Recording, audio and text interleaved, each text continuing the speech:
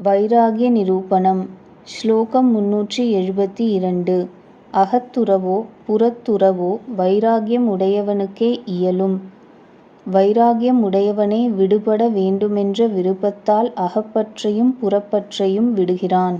ஸ்லோகம் 373. வெளிப்புறத்தில் விஷயங்களுடன் பற்றுதலையும் அவ்வாறே உட்புறம் அகங்காரம் முதலியவற்றுடன் பற்றுதலையும் வைராகியம் உடையவனே பிரம்மத்திடம் நிலை பெற்றவனாய் விடுவதற்கு சக்தி உடையவன் ஆவான்.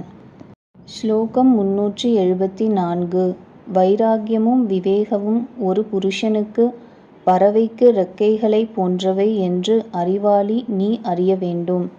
ஒரு மாளிகையின் மேல்தளம் போன்ற முக்தியை ஏறி அடைதல் வைராகியம் விவேகம் என்ற இரண்டும் இல்லாமல் அவ்விரண்டிற்குள் ஒன்றினால் மட்டும் சித்திக்காது.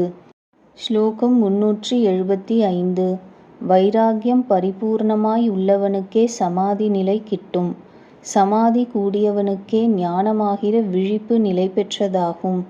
தத்துவ ஞானம் நிலை பெற்றவனுக்கே நிச்சயமாக சம்சாரத் தலையிலிருந்து விடுதலை. அங்ஙனம் விடுதலை பெற்றவனுக்கே இடைவிடாத இன்ப அனுபவம் கிட்டும். தங்களிடம் உறையும் பரம்பொருளை கண்ட தீரர்கள் எவர்களோ அவர்களுக்கே அழிவிலா சுகம் உண்டு, பிறர்க்கு இல்லை. இது கடோ உபனிஷத்தின் வாக்கு. ஸ்லோகம் 376. தன்னடக்கம் உடையவனுக்கு இன்பத்தை தரக்கூடியது வைராகியத்தைக் காட்டிலும் சிறந்த ஒன்றை நான் காணவில்லை. அது மிகவும் பரிசுத்தமான ஆத்ம சாக்ஷாத்காரத்துடன் கூடியதாக இருக்குமேயானால் ஸ்வராஜ்யம் சாம்ராஜ்யம் எனும் அமிர்தத்தை சுரக்கும் காமதேனுவாகும். அழிவில்லாத முக்தி லக்ஷ்மியை அடைவதற்கு இது வாயிற்படி ஆகும்.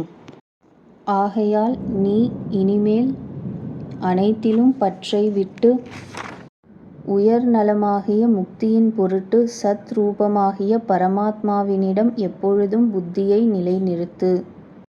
தவமிருந்தாலும் ஹடயோகத்தால் இந்திரியங்கள் வசமாயிருந்தாலும் வைராகியம் இல்லாவிட்டால் உண்மையான சுகம் இல்லை. ஹிரண்யகசிபு முதலியவர்கள் தவ வலிமை பெற்றிருந்தார்கள் எனினும் சுகத்தை பெறவில்லை என்பதை புராணங்களில் காண்கிறோம். ஸ்லோகம் 377. விஷம் போன்ற விஷயங்களில் ஆசையை அறுத்துவிடு. இந்த ஆசையை ஆத்மாவை மறத்தல் எனும் மரணத்திற்கு வழியாகும். ஜாதி குலம் ஆசிரமம் ஆகியவற்றில் அபிமானத்தை விட்டொழித்து அவற்றை தொடர்ந்து வரும் செயல்களையும் வெகு தூரத்தில் விலக்கிவிடு. பொய்யாகிய தேகம் முதலியவற்றில் நான் என்ற புத்தியை விட்டுவிடு. பரமாத்மாவிடம் புத்தியை நிலைநிறுத்து. ஏனெனில் உண்மையில் நீ தேகம் முதலியவற்றிற்கு வேறாக நின்று பார்ப்பவனாக இருக்கிறாய். மாசற்றவனாய் இருக்கிறாய். இரண்டற்ற பரபிரம்மமாக இருக்கிறாய்.